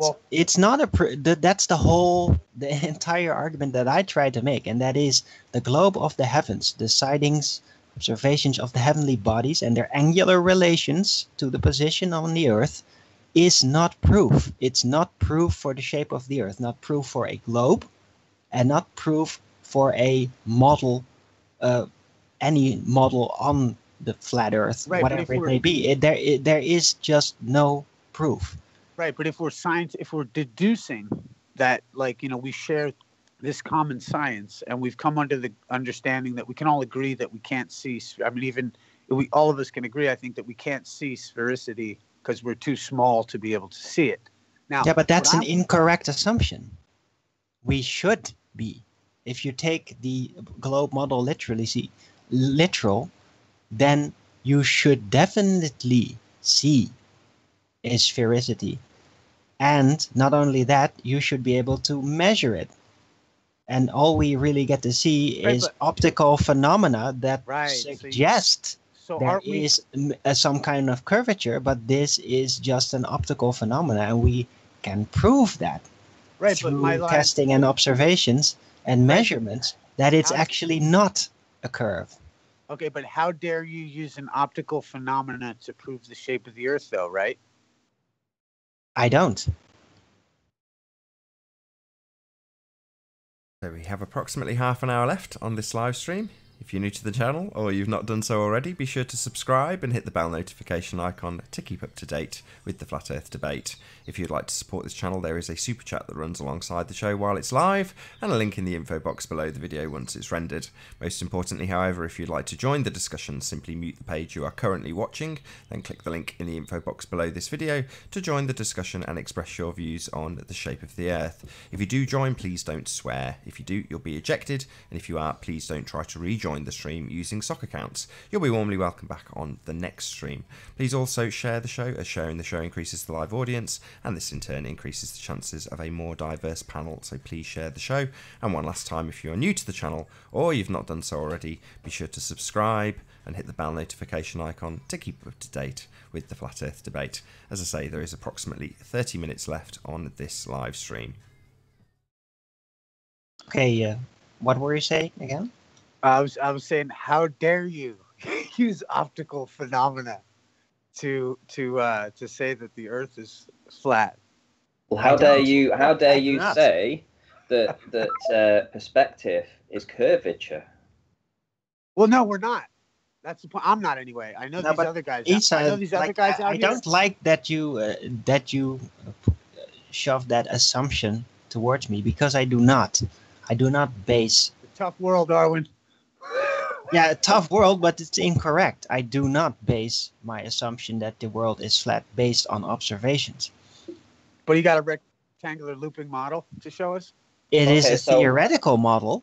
So what It is pure theory, and I have suggested experiments that could prove or disprove it. Doesn't seem that I claim that it is absolutely verifiably correct. It is just a model. So Isaac, so what non visual proofs do you have of the ball? Explain it again. Non-optical, you mean, or non-optical, non-visual, anything?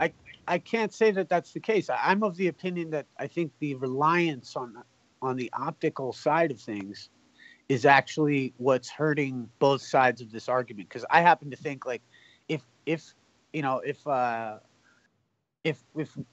flat earthers are going to say that this optical thing shows the boat, in dealing with refraction and the optics and the angle of incidence and stuff like that, well, the issue is that so also too does the ball earth side. And the thing is that because we're dealing with this optical like, weather variation issue that's going on almost too far away from us to verify, I think, it's a moot point. But it is not, because the weather conditions vary, and sometimes it is actually clear enough that you do get to see very, very far, which completely negates the literal physical globe model. That has to be very specific. Yeah, and we have proof against that. Well, no. Sorry, Sorry, no. I was just going to say that I think Arthur does have a good point. Essentially, that if you take into account the curvature calcs, and then you look at the angular size change that you would expect to see on say the wind turbines, for instance, they work out pretty much the same. So wherever you're looking, if you look at the ocean, you can see curvature at the same point that you can also see perspective. It's the only time that we have the upper hand on any of this is when we can see further, when the weather conditions allow, and then they will turn around and say that is due to refraction. So I think the argument essentially boils down to, can refraction be proven? Yes, and can it be proven? I think refraction. It just can it be proven to show what you want it to show? Well, can it be proven to lift an entire city with everything looking perfect? No distortion on the buildings, no distortion on the windows, the towers. Everything is proportionate with it as you'd expect to look at it as a photograph. If you can show to me that refraction can lift up a city like a photograph and place it way up high, then I'll be happy with that. I'll say, okay then. Yeah, and that's the whole thing. Point. It can't no, be. But the point is the effects of refraction can definitely be proven through optical experiments, and they have been. But it never looks the same. Things can be refracted up, but it always looks different. You can make it out slightly. It could look like some kind of building, but it will be warped and distorted, stretched, all that kind of stuff. But it will physically be lifted ever so small. It won't be lifted a great deal. Exactly. That is correct. That's lifted up. Assuming that an observation will be on a ball, if you miniaturize this and you then try to cause an effect that would cause this miraging, if you do it in small scale, you could emulate this scenario, and it will never look like that. It will never look like it actually does in the real world, which just disproves that it is an actual ball with a mirage reflecting it upward, because you cannot emulate that effect in a small scale. You just can't. You can show that there is some kind of miraging, but not that would yield that type of result. Right, but aren't you speaking in absolutes, Arwen? Yes, in this case I am. And why would you do that if you were a scientist? What? What do you mean? Science is supposed to be about skepticism. So if you're going to speak in absolutes, it's antithetical to the. I haven't seen anybody do that. I've seen people try to prove that there is miraging, that there is refraction through experiments. But there has been no. You can't. You're speaking in absolutes for no reason. Then is that correct? I have not. Look, proof is about a preponderance of evidence, you draw a certain conclusion from that. Please do not grill me on this, Nathan, or you guys. But until there is some distinct element that disproves that it is like that, then you have to take it as proof. And I have not seen anybody try to do an experiment small scale to prove that a mirage on a ball shape could be created that would show an observation that correlates with what we see on the Earth. So, but basically, Arwen, you're trying to speak in absolutes about an optical phenomenon. Is that correct? I'm talking about optics. And so optics, like seeing color, is considered an optical phenomenon, right? Yes. Right. So the thing is that we're trying to base things on something that is to do with a perception of something. So there may be some kind of inconsistency. So therefore, it would be wise not to necessarily see it as an absolute. No, the science of optics is absolute. It works the way it works. But it has like many like things like mirages that make it inconsistent to be able to verify, right? No, because a mirage Are can you be telling me emulated. This optics is about the mirages very workings of what optics mirages are. No, you're taking this mirages all the wrong optics? way. Are Mirages optics? can be emulated. You can actually create experiments to prove mirages, but you can then take the result of how the mirages are observed in the experiments and use that and compare that to what we observe on the Earth. Right, and you could use it to justify any belief you wanted, right? No, you cannot. Can you share my screen, Nathan? I just want to run this by Isa. You let me know when I'm sharing, Nathan.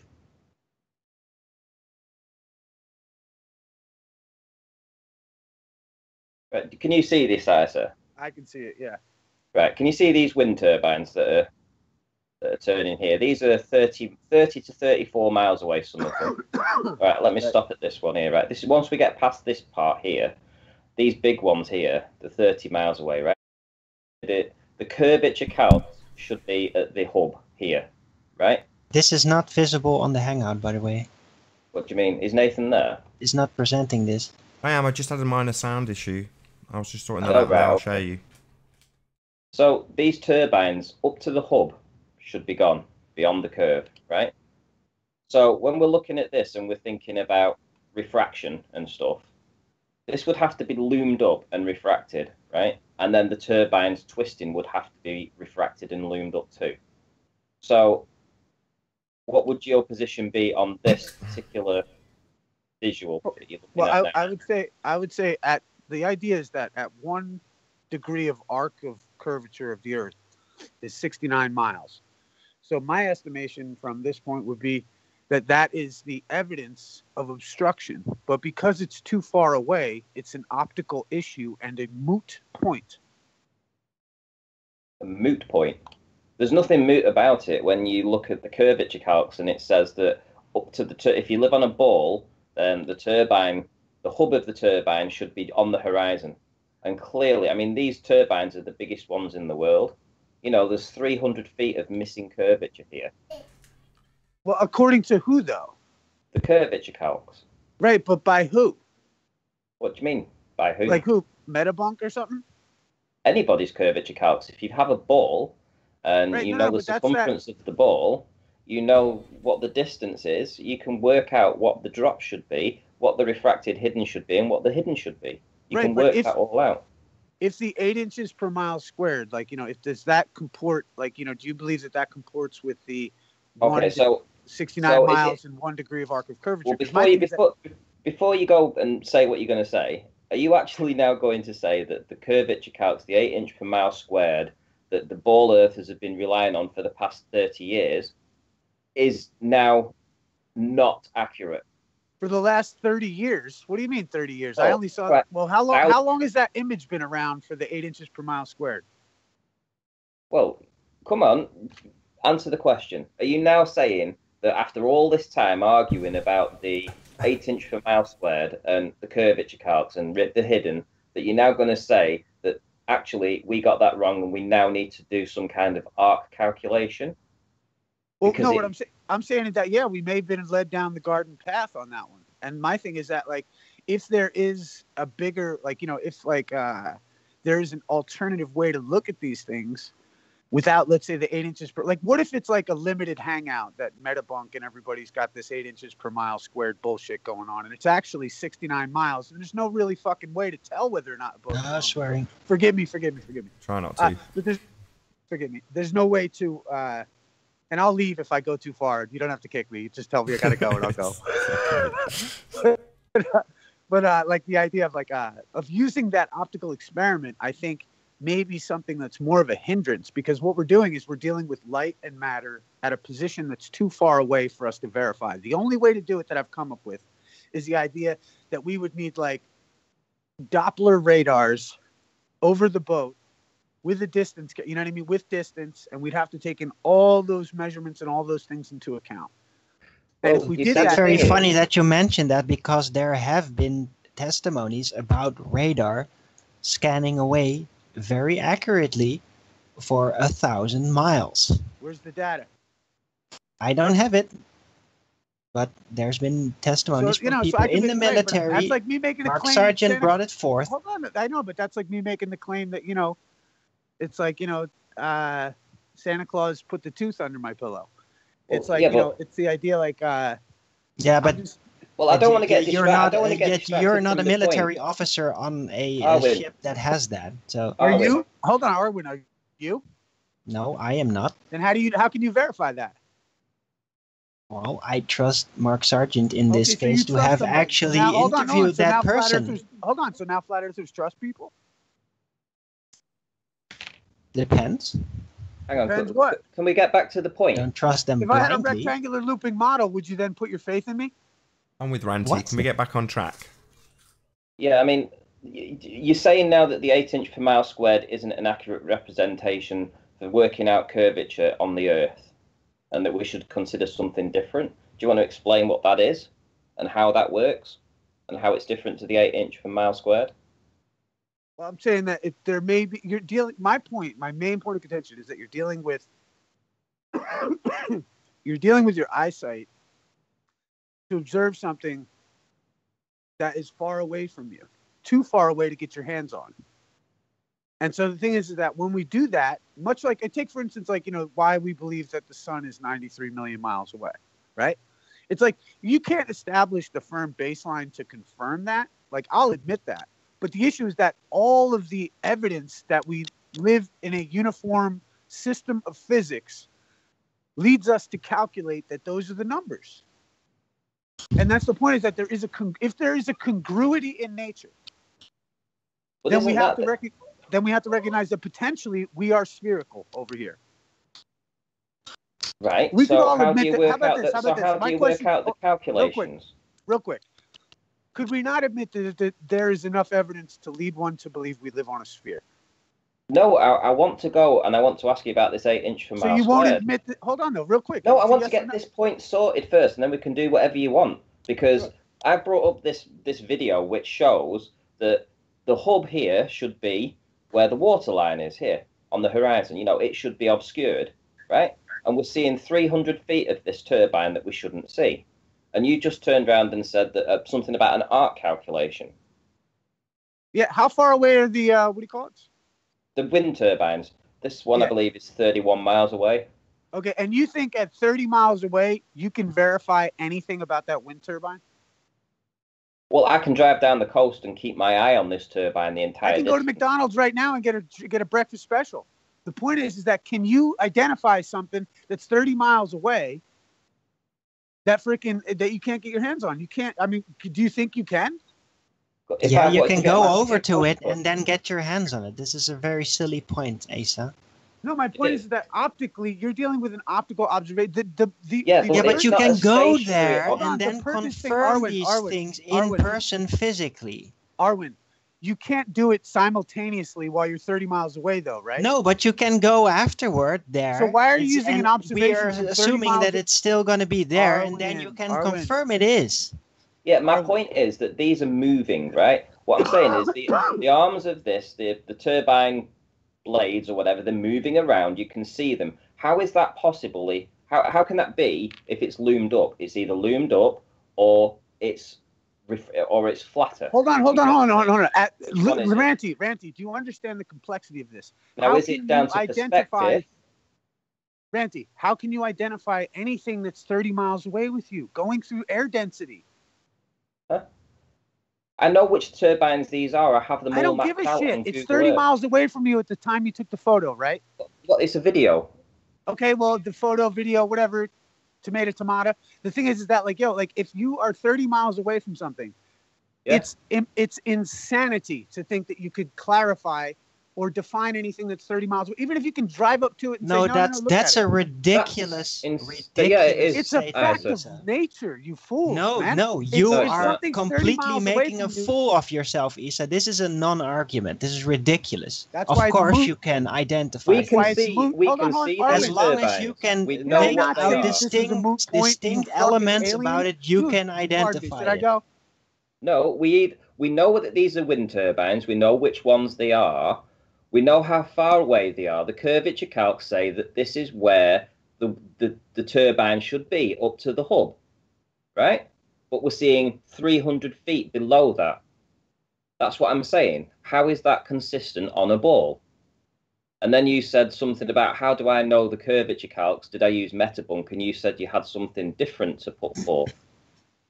Isa is basically making the argument that you just can't really confirm anything at a certain distance. And that is a ridiculous assumption. That's a ridiculous assumption.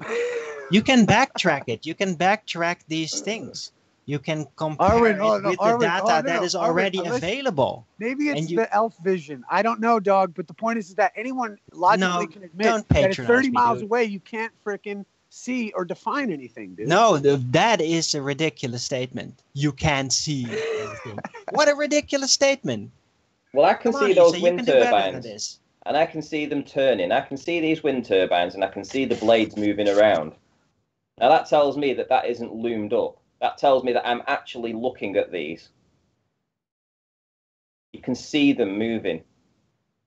Good for you. Yeah. The point is good that for us. at 30 miles it's away, a question. dude, you might be. about Hold on, look at it like this. Hold on. Could you agree that you might, you just might, there's a possibility that you might be looking at a slight amount of obstruction due to the 69 miles per 1 degree of arc of curvature? Or would you rather die on that hill? It might be possible if Okay, it was then that's what I'm there. asking for. I'm saying, give me a. No, you're making this in a completely mental gymnastic nonsense soup. Yeah, oh, really? Essentially. Yes, you are. You're making it in a mental gymnastic soup. So It you've doesn't gone make back any to sense the what you're ball. I'm saying. being honest about it, Arwen. No, you're not. Give it You're a shot. convoluting it. You're completely convoluting the entire thing. So let me get this right, Isa. You've gone back to the ball, and you've now turned against the 8-inch per mile Well, squared. right now, You're right now now, going Well, back no, to... hold on. I just want to clarify. My official position, if anyone would like to know, is worth $10,000. But I'm here today to argue for the ball. Right, we'll argue this then. 8-inch per mile squared, yes or no? 8 inches per mile squared. It's a postulated way to calculate the shape of the Earth. Yes, but I don't know that it's valid. So why are you bringing up an arc calculation then? If everybody else seems to those are the agree options. that the Those are the 8-inch per options mile that I know squared of. is correct. Listen, What? this is why, because those are the options that I'm aware of. Well, Isa, you basically just declared that beyond 30 miles, you just can't see anything. So what would That's the curve be on one arc degree over 30 miles? What would the curvature calc say then?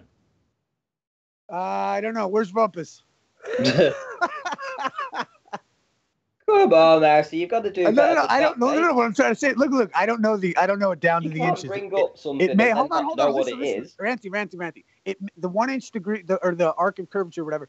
The 1 mile, 1 degree, or 69 miles, 1 degree may very well convert to the 8 inches per mile squared. Okay, it seems a lot of these guys have accepted that. My point, and listen. Okay, probably won't. Okay, well, my thing is right. If it's bigger, then it could be different. But my point is that we have to be honest about the idea that at 30 miles away, we cannot confirm nor deny something optically. That's ridiculous. Oh my God, bro.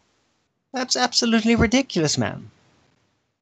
I tell you, I almost feel like we'll have a general consensus in the chat, even not that it matters. I don't want to put it on out there, but really, the point is, Arwen, I'm just saying that you'd have to agree that there's possibility that at 30 miles away, you might not be able to really detect shit using your eyes. Well, using my eyes, maybe, but using actual optical instruments. Well, wouldn't you be using? You definitely can. Are you using your eyes to look through the optical instruments? Not literally, but not literally. Hold on, Arwen. Now you sound like you're out of this world, dude. The point is that No, oh my I'm God, not. Arwen. Arwen, you're not. Okay, The maybe it's a optical language instruments in this case are recording visuals, and you can then study those visuals through their output. You're not literally looking through the camera lens, okay? This is why you guys get beat up and make this idea look No, stupid. we're not You getting understand beat that, right? up. You're making no sense. No, You're actually, you're not convoluting arguing everything. very well. I'll be honest with you, mate. Dude, you're the one trying to claim that you can verify what something is 30 miles away from you. You look like a course you fool, can. right? Yeah, You you know can. where it is. You know what it looks like. You're seeing it move. You know it's there, and you're videoing it. Yeah, there are ways to confirm that it is there. Just because you see something, and if you don't know anything about it, and you're not inquiring information about that location and whatever's supposed to be there, then yes, you cannot be sure what it is. But you can actually research it and then confirm that the observed phenomena is something. So you can definitely they're not intangible confirm objects. that These something are, is there 30 these things miles are away. tangible. They're not like the stars. They're tangible. Exactly. Thank Right, you. okay, I'll give you that they're not tangible, that they may be tangible, you can go there. But my point is, at 30 miles away from you, are they tangible still? At 30 miles away? Yeah. Are you saying that I there's a can you matrix and then physically- beyond hold on, 30 miles, Arwen, everything is can no you- longer physical? Is that what you're Pardon my saying, language, Isa? by the way. Pardon my language today. What I'm saying is, dude, is that if something is 30 miles away from you, unless you are Mr. Stretch from the comics, you can't reach it. Well, you're now falling back onto a matrix theory where you're basically declaring that everything I'm being beyond honest 30 about the miles is no facts, longer Arwen. physical, okay? Arwen, I'm That's being ridiculous. honest about the facts that you cannot, what you're perceiving is you cannot put your hands on it. Therefore, you can't verify all the discrepancies. Now, granted, how tall it is, all that stuff, yeah, you can go find out, measure it, and rest. Point is that at 30 miles away, it's something that you're dealing on a part of your senses. You know, what do they say? You know, don't believe anything you like, you know, none of what you hear and half of what you see. The point is that when something is 30 miles away, relying on your optical ability. Yeah, but the point is, it's either looming or we're seeing it. It's one or the other. It's not. There's no in between. There's no room for in between. It's either we see it because it's there, or it's loomed up. That's it. That's the only two arguments to this. Is this. We're looking over 30 miles of water and we're seeing these wind turbines. The ball model doesn't leave any room for flexibility in how to interpret Exactly. This it. is exactly what I'm trying to say. There's Well, no what I'm room trying for to say is that flexibility. flexibility comes into play because you're dealing with optics, because you can't verify what's 30 miles away. So is it loomed? Ridiculous, man. So essentially, you're saying it's loomed, and I'm going to say to you, well, it's looming. I'm saying maybe. Well, what is it then? Because I'm saying our perception of the things in front of us may be skewed to the point that we are not fully taking into account that. And this is all I'm trying to say is that, look, the hypothesis is that we share a common nature and science with the universe. And when we look out into the stars and all this thing, it appears that these things find sphericity eventually. Now, with that said, now if we're this terra firma and we're going to accept that, let's say we're in a universe, let's say, I mean, granted, that may be the argument, you might want to take it to right there. But the point is that, like, if we are optically using these measurements and these kinds of things, we could very well be deceived regarding the results because we're using the eyes. Yeah, but we're using You're stretching it now, okay? You don't need an argument to stretch this. You're stretching the argument into total and utter convolution. It's ridiculous. No, I'm being honest about the optics. Well, the optics is that it was a video recording. It's been recorded by video. So it's not my eyes that are an issue because it's the video that's recorded this. I'm just observing it afterwards, after the fact. You're observing it after the fact. If I was there and I said, "Oh, I saw something that's 30 miles away," prove it, and I didn't have this evidence, I couldn't prove it. But the simple fact is, you're looking at it just as I was looking at it on that day. Yeah, and I'm saying that it may very well appear to be, or what I'm saying is that what even like some of these guys that are talking like, oh, there should be the bulge and all this stuff like that. I don't know if that would be accurate due to the nature of the way that we're observing the world we're living in. You're not making a very good, solid argument for the ball here, but I admire the attempt. Well, what I'm saying is that, like, if you're going to rely on the optics of something 30 miles away, I'm saying you might be winding in a sketchy situation, especially against the whole academic institution that is. You are correct there, but hold on. That is not hold on. You are correct that there may be some difficulties, but that's why you actually cross-reference it. That is why you confirm what is really there, to figure out if the assumption at first about the observation is what you think it is. You don't just take a picture and then say, oh, this is it. Yeah, that's it, and not do anything to confirm it. That's just a weird assumption on your part there. So well, no, I'm just being honest would be about a distance the optical effect. So okay then. So what would be a distance that you would be happy with? Well, that's the thing, is that, like, if we have, I don't know what what the eyes are necessarily gonna like, if we're filming, well, if we can't use our eyes, what senses shall we use? Well, hold on. I'm saying if what we could be beginning to see there, in reality, outside of all this debate stuff and back to the just looking at the things, is we may be dealing with the evidence of the obstruction of an arc that begins, a beginning arc away from us. And that what we perceive to be, and what our mental picture of what this 26,000 mile circumference, or 24,900 circumference would look like, is actually much bigger than we think it is. And that's what I'm trying to say. Is I don't know if the calculations that we've got on all this stuff is correct. Right. Never mind. Right. I said before you finish. Right. Listen. So if you're saying that it's actually bigger than we think it is, then what's NASA done? What the hell is NASA doing then? What do you mean? Well, why are they saying that we've been to the moon? Why are they videoing the Earth? Why, if we're living on something twice as big, are they not telling us this? Well, I'm not saying they live on something twice as big. I'm saying that maybe we have a faulty understanding of the numbers. Again, so you're saying that the 8 inch per mile squared is incorrect? It may be. I don't know if that would be I don't know if that would necessarily be the correct calculation over a body of water. I just don't know. And my thing is that, if we're going to make the assumptions and go against, let's say, the whole standard, because what I'm trying to say is that the hypothesis that we're sharing, the hypothesis of the academic model, from what I gather, is that we live in a uniform system. And that this system would lead us to believe, especially through looking at the stars and looking at, let's say, purposes like, through navigation, where they have to take into account different effects of the stars, that, the Earth may be spherical. And this is what modern, these are the culmination of the great men that have come before us. And if we go and read their books and we're honest about the rich history of these matters, then we'll discover that, flat Earth has some validity, and that a lot of the people the Babylonians who mapped the zodiac were flat earthers. They also predicted solar and lunar eclipses. And then one day, I would hope maybe people would understand that really there's a great conversation to be had about gravity and gravitation. And with that, I'm going to say, first and foremost, a huge, massive, enormous thank you to all of the live audience for tuning in and hopefully for sharing this debate. And also a massive thank you to all of the debating panel for making this debate possible. If you've not done so already, be sure to like, comment, share and subscribe. I've been Nathan Oakley, and I will see you all in the next video. Oh, what a day!